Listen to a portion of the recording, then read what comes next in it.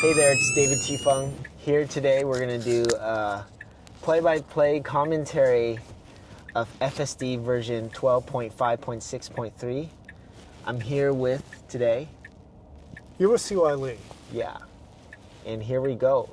We're currently at the Burbank Hollywood Airport. We're going to get out of here. We're going to try not to run over any passengers. Yeah. From other flights. Hopefully I haven't seen or know them. So let's see how FSD look at all these navigates people out here. Yeah, it's mapping the real world conditions. That lady opening the door. Yeah, that's pretty cool. Car in front of us. There's like a pulsating car behind us. Yeah. This feels like, like a Robotron 2084, where there's people walking around, but their movements don't correlate specifically with how they're locomoting around.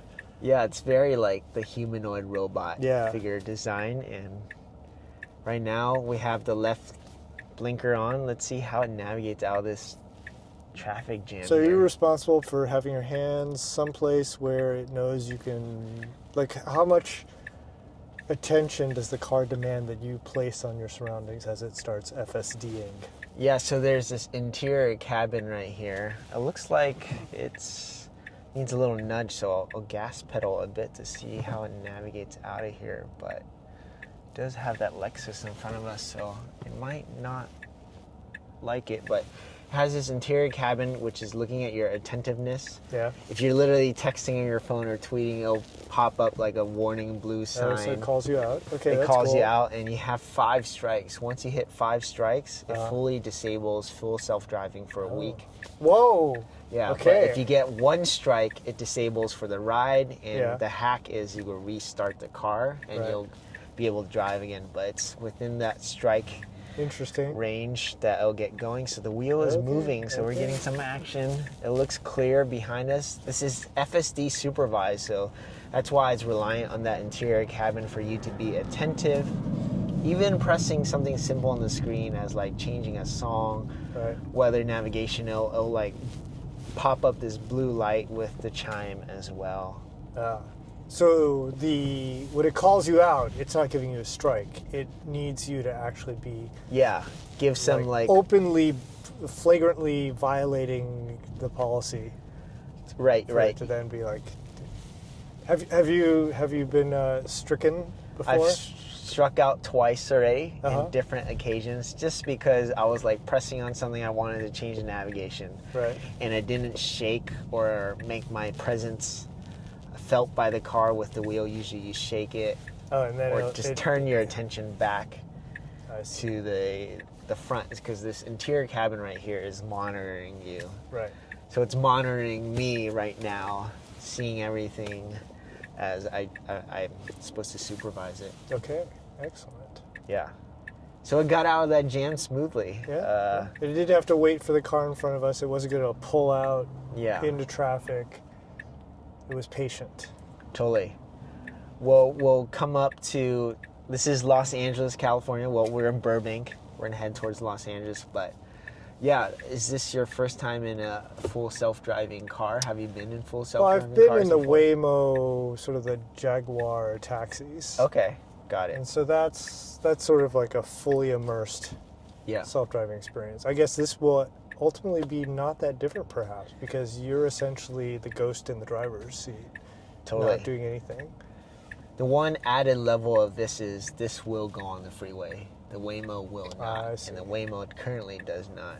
I see. At least in Los Angeles, it only covers about 80 square miles within the Los Angeles region, which is about Santa Monica to downtown LA, that whole stretch. Okay, so it does have a specific region it's mapped out, which it's willing to full self-drive in.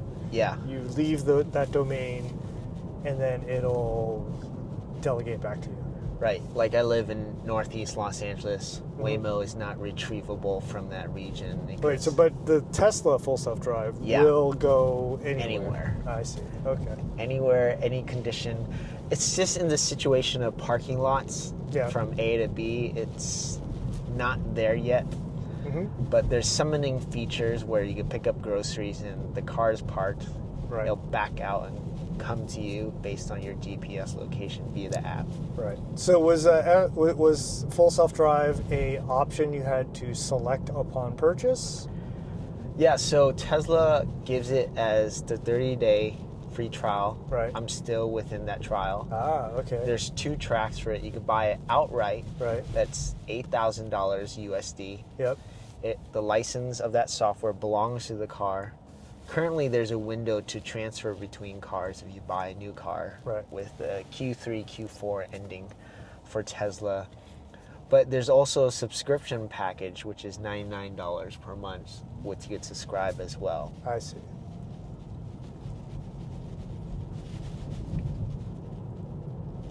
So, yeah, given how long you've been working with FSD so far, are you inclined to subscribe? Yeah, I'm definitely inclined to subscribe. $8,000, I feel like, is still a hefty price for it, although... That would presume you're going to own this car for years. And right. You're not going to get into an accident where this thing gets totaled. Sure, yeah. I did the math. I think doing $99 for 5 years, let's say, is about $6,000, while $8,000 you need to own the car for like 7, 8 plus years. Right, right. And with the subscription, if you had a prolonged time where you weren't in the country for a month or two, you could simply cancel it so you don't have to pay for that month. So, and you're able to reactivate the subscription on demand? Yeah, just like any Netflix, Spotify, Tidal, music, programming. Right. Oh, interesting. Yeah. Okay. And is this only offered on certain eras of Model 3s, or does it go back to... It's full FSD, unsupervised, is going to be ideal for hardware 4. Currently, this model has AI 4, which is the latest AMD Ryzen computer chip with the latest hardware 4 cameras.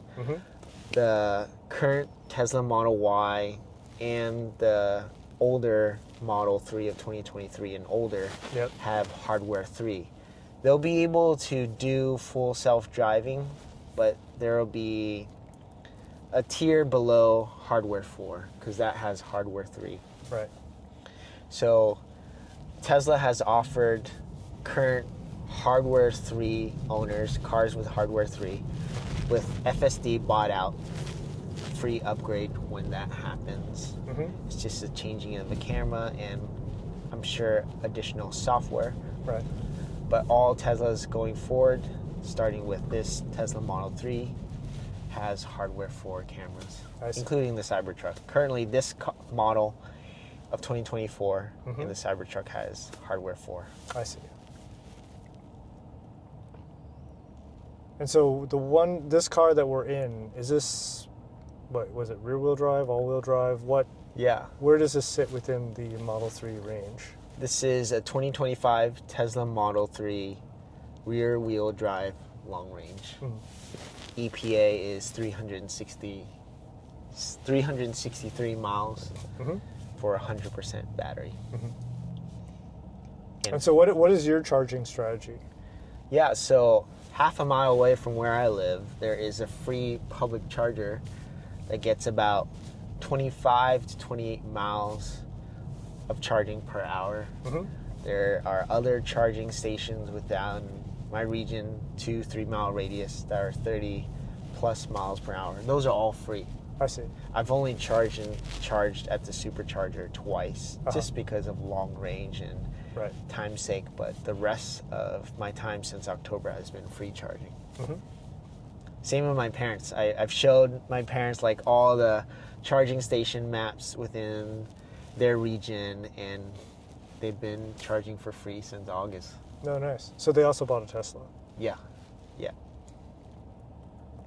So what incentives do you get? What financial incentives do you get, or did you get when you bought this Tesla? So I got a referral code from my parents, which was $1,000 off. Trading in the car, my previous Mazda was $10K. The tax incentive, $7,500. Is there a state tax or just the federal tax incentive? It is just the federal. Okay. California ran out of money for that programming. Right. It used to be $2,500 plus the federal $7,500. Right. So that's thanks to the IRA Act bill that was released by the current administration that restarted this tax incentive, which might go away soon. Who knows?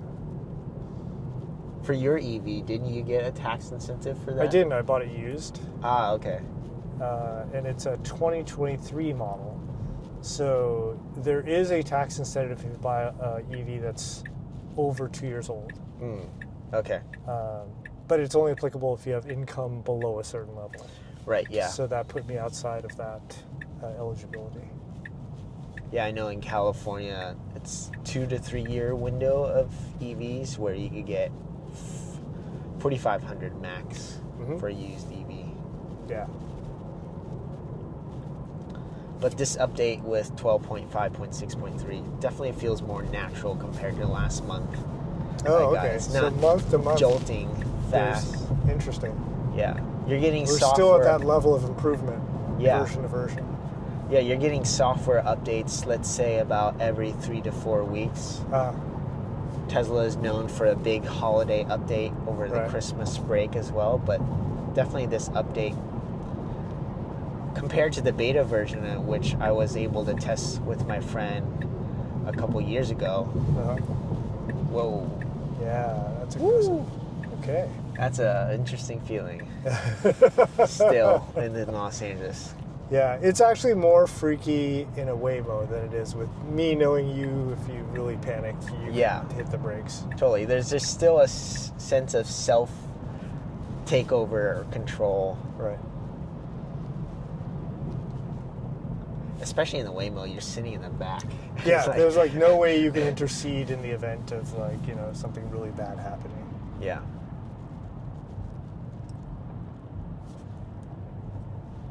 It usually does a pretty good job gradually slowing down there, but I guess that was just an incident where yeah, no, I was surprised really that it was willing to brake that hard or go that fast and not brake until it braked.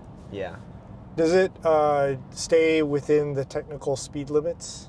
Yeah, so right here with my right scroll wheel, I could set the max standard to different ranges there. I see. It'll still oblige by the speed limit, but you can set to where the computer could flow with traffic. You could restrict it by doing the scroll button. I see. There, you could program it in the settings where you could do 2% above or below, based on your likings as well.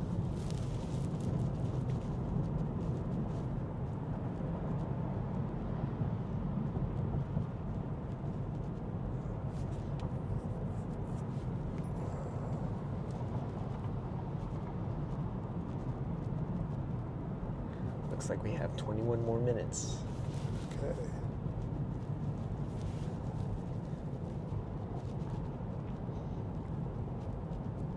But it is wild that we get to live in a time where we get to experience human-like technologies where this car is able to make like a... If you had a T intersection, you have an unprotected left or right. It's fascinating that the car's ability to look at both directions at once and make a judgment decision or calculate, hey, is it clear to go or not? While the human periphery is limited to, I think it's 128 degrees of what we're able to view. Right. Yeah, at one direction at a time, but this car could do both at the same time. Yeah, this car basically has 360 degrees of understanding of the presence around it. Yeah. And it's quite nice. It's quite kind in Los Angeles traffic. It'll let cars merge in. I'm on a setting where I'm letting about a car and a half, 2 cars, a spacing in front of the other one, but it'll yield to the side in tight residential roads as well and wait for the other car. Nice.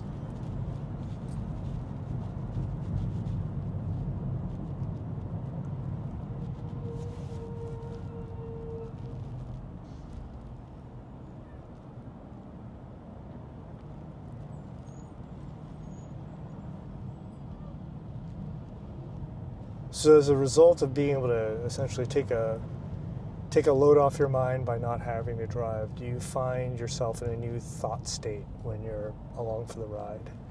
Yeah. I feel like a little kid where my dad is driving, where I got to sit in a passenger seat and really observe the environment really well. Mm-hmm. And then I'm working through other processes or like digesting the podcast more attentively. I would say, I was speaking in my first commentary video, it's definitely a level down on mental load. Mm-hmm. There's still like the supervision of checking back and forth, especially in rush hour or on ramps where lanes merge. I'm definitely more attentive in those situations. Mm-hmm. Sometimes I do put on this camera just to have additional views as I'm observing things. Yep. But definitely a level down mental relief in terms of rush hour traffic, cruising at this speed, not having to look back and forth. Mm-hmm. And the lane changes, it's doing the head jerk motion and making sure that it's just not limited to my vision. Do you find yourself getting FOMO of like, the lanes that have higher velocity, wondering why the car isn't kind of like sensing the opportunities that you might be taking? Yeah, personally, I know the outmost left lane is the fastest for where I want to go within that mile. Let's say the destination is 10 miles away. I would take the most left lane because I know it's the fastest from mile 1 to about 8 or 9. Right. But this car will stay in cruise. Since I do also have it on the setting of like standard or chill, there is an aggressive mode where it'll change more lanes and go back and forth. Mm-hmm. But I like a more flowy, vibey, chill drive. Right. But yeah, there is that human feeling, I would make that turn. Right. But I've processed that emotion to let go of that piece and just let the car do its thing and revert my thought into something else. Right.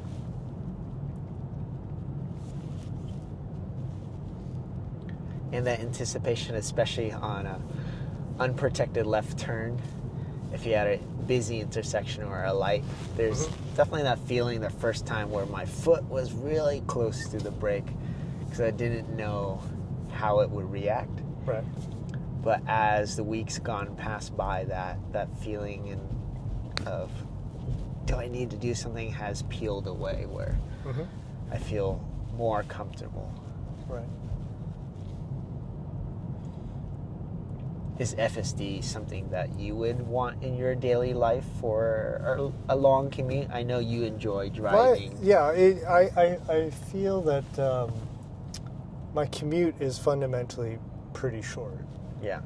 And so the wins of FSD, especially with like a lot of the time that's tied up by navigating the parking and things like that, would be relatively negligible. Yeah. But I can definitely see if my travel patterns were to change, or if I were to do a cross-country road trip, I would love having this possibility. Yeah. Because it opens up the opportunity to have conversation where you don't have this like constant hum in your head of like, checking your surroundings or whatnot. You just have to be, I guess, conscious enough for the car to think that you're able to take over if something bad happens. Totally. Yeah, a couple of moments ago there, I looked at you for, let's say, like 20 seconds, then the blue light started to blink, like, hey, be attentive. Right. I didn't even notice that. But then I wasn't looking in that direction. Yeah.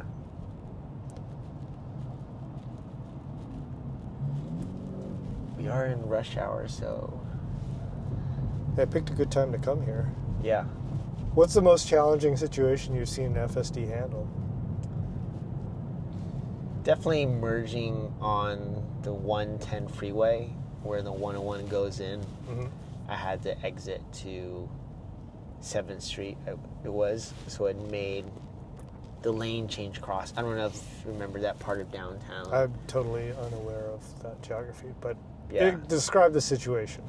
Basically, at that junction, you have the 101 merging into the 110 South.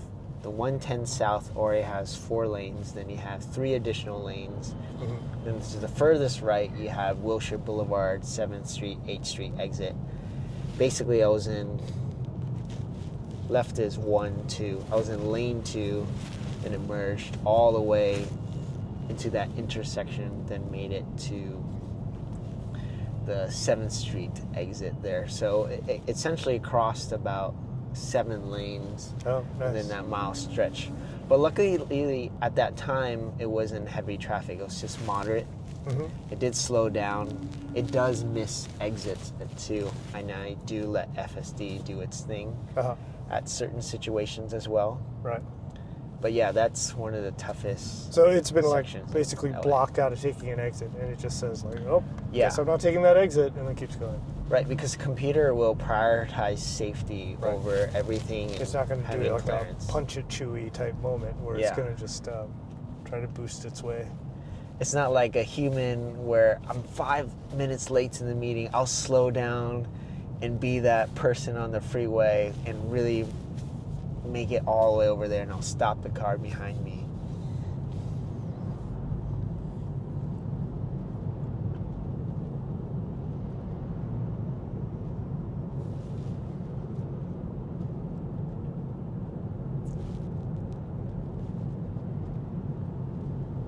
Good amount of traffic here on the 134 on-ramp. Let's see if FSD decides to make a lane change to get out of this jam.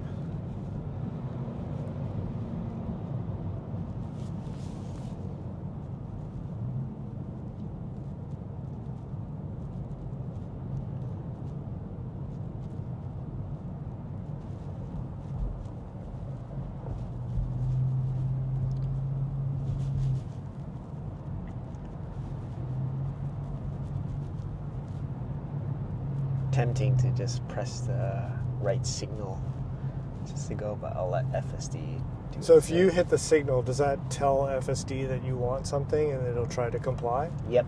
I see. We could go for it right now too. Let's wait for this truck.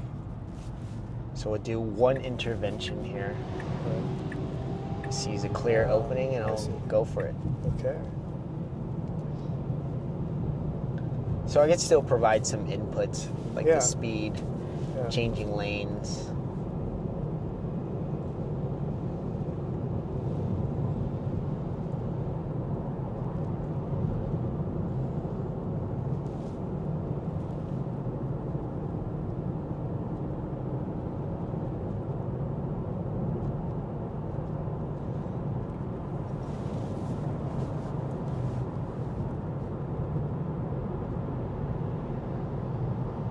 I do notice at night the quality of the smoothness and the driving does degrade a bit because it's a vision.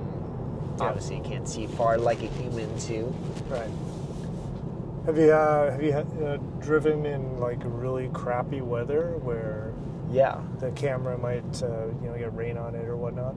Yeah, the night of when I went to the 88 Rising Market to see New Wave again in Trace did show her short there. Yep. It did pop up the message, FSD is degraded due to the poor weather conditions.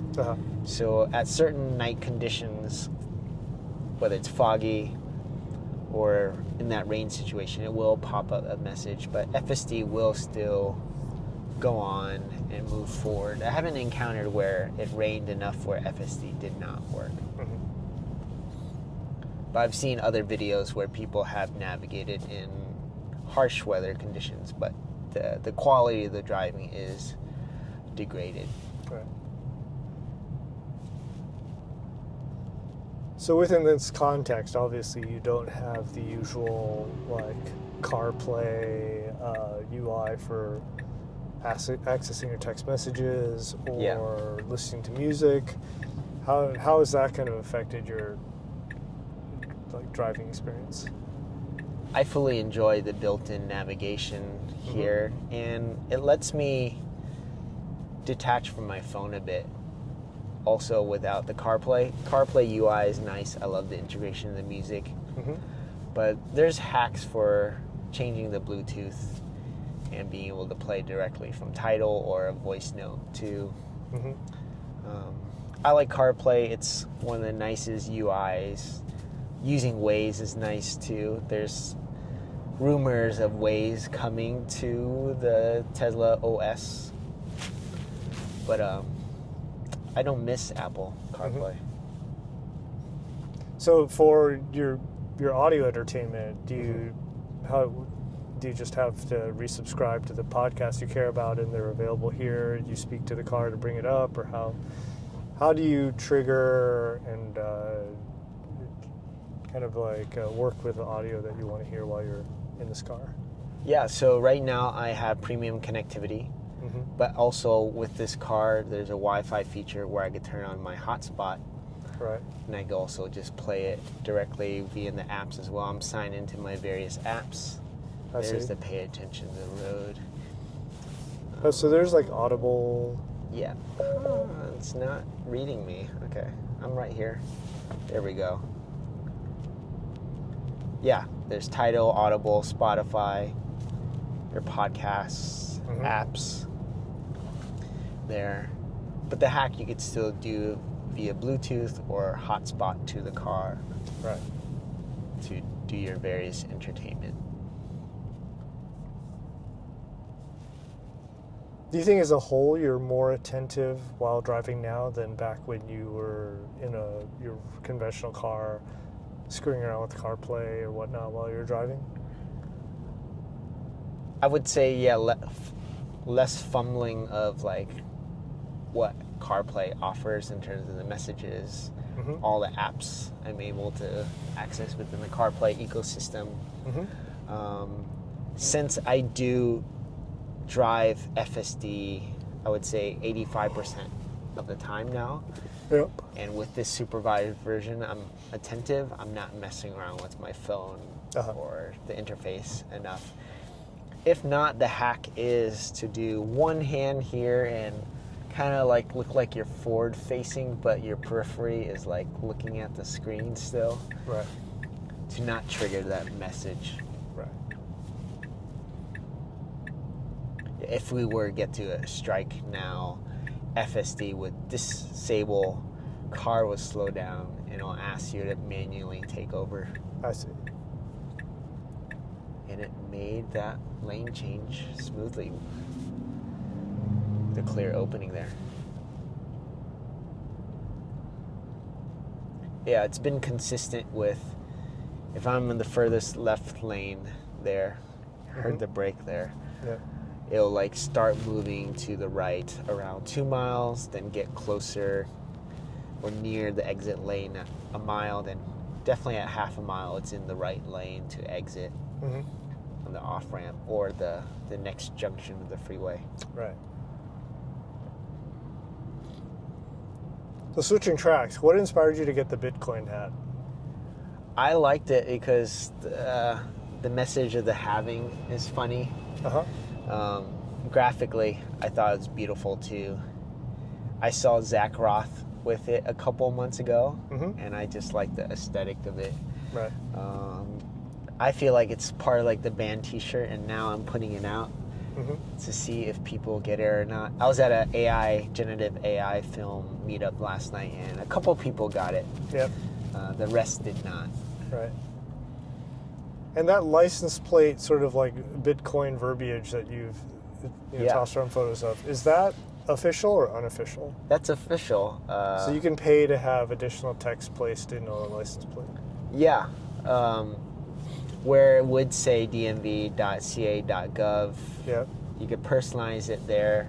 Reviver is the name of the company. They've got approval currently in the state of California, Arizona to do digital license plates. Just only for the back. And you could fully do your registration there. So no more scoring your sticker in California for the year tag. So when you say it's digital, that is not a piece of metal with that thing printed on it. Yeah, that is like a Kindle like black and white ink Ah, I did not realize that. It's a fully battery. Uh-huh. And it updates only when you do it via the app. I'll show you the various messages I've put. Okay. But yeah, it updates. Only uses battery when it updates. The rest of the time, it's just like a Kindle reader ink screen.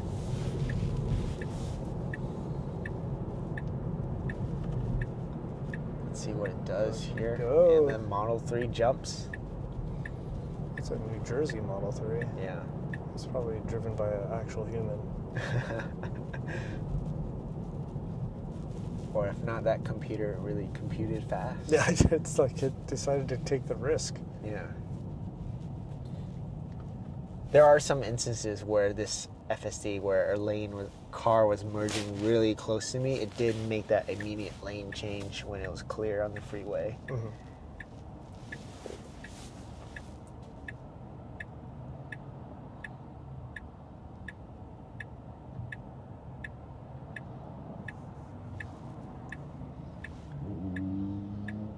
It's like preparing the steering wheel. Yeah. And the car creeps up. It's quite interesting.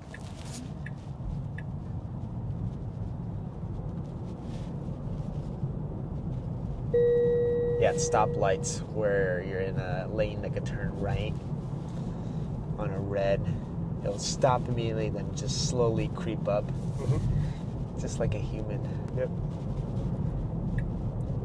Any feelings, moments, stomach butterflies with FSD so far? Not crazy moments. No, not really. I mean, I think there was some surprise that it was coming up that fast on that truck earlier. Yeah. But as far as just driving in the city, I mean, it is pretty impressive. Yeah.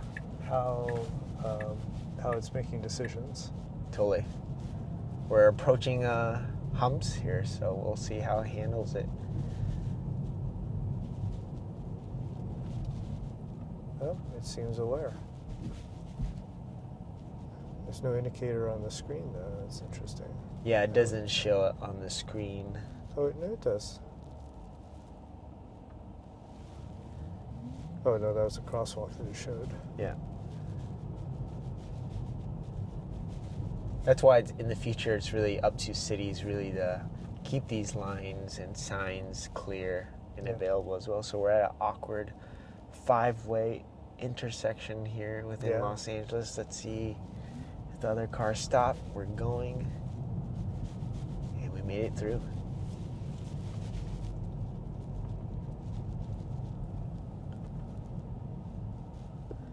I'm not counting, but it does respect the California 1 second rule pretty well.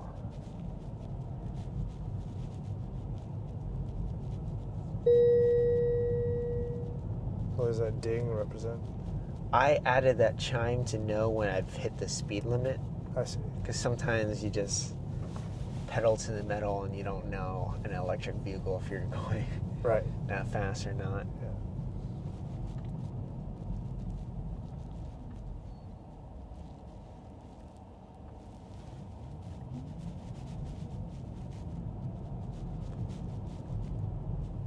But I tried not to accelerate so much 0 to 30, 40, 50 instantly because it would just kill the tires fast with all that torque. How many miles have you put on this so far? 1,293. Oh, okay. Driven to Palm Springs twice and in around Los Angeles. Orange County too. I think this is actually close to where... There was an evening that I attended a studio session Latasha was doing, and I think it was in this building. Could look like it was a music studio. Yeah, it was on the second floor. Looks like it up in there.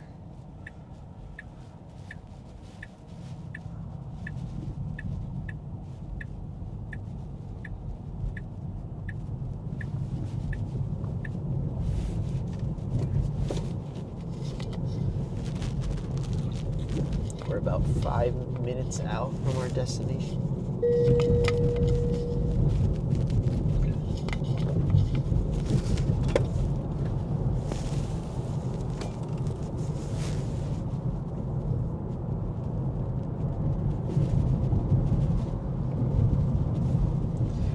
anyone else we know that's attending the screening tonight? Not that I arranged anything with. Okay.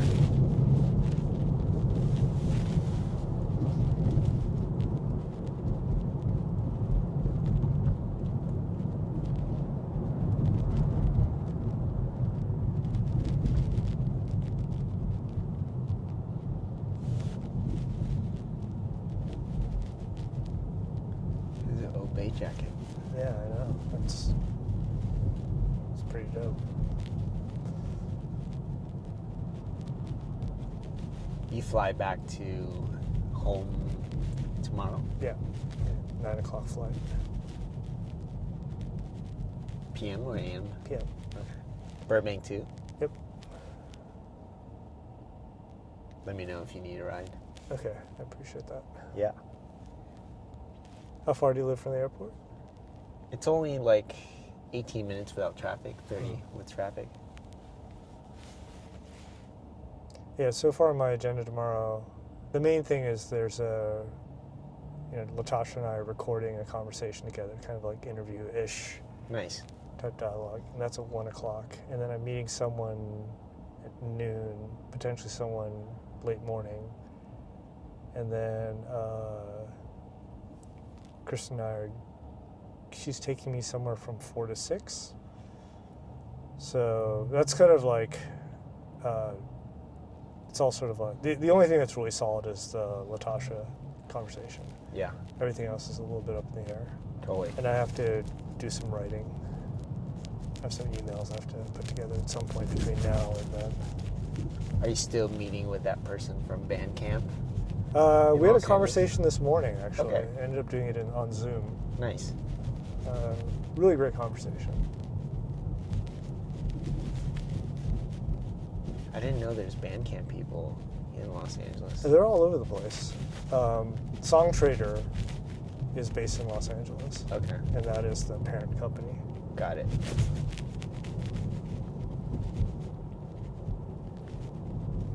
I have to look it up where they're located in Los Angeles. I wouldn't be surprised if they're mostly remote, but I'm pretty sure there's a headquarters. Yeah. So we are 2 minutes away from the destination. FSD will end at the destination we gave it, but we could continue driving to... Yeah, this would be a good time for me to explore what kind of food options are in the area. Ceviche project. Tomato pie pizza. Mi corazon Mexican cuisine. It's not Trace, but it's Tracy, the road. Trophy Wife Bar and Kitchen.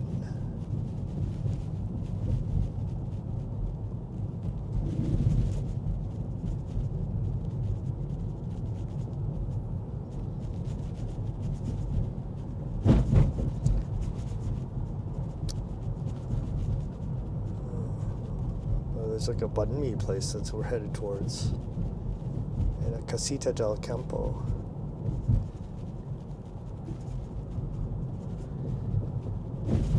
Let me know when you have a name and I can throw it on the navigation.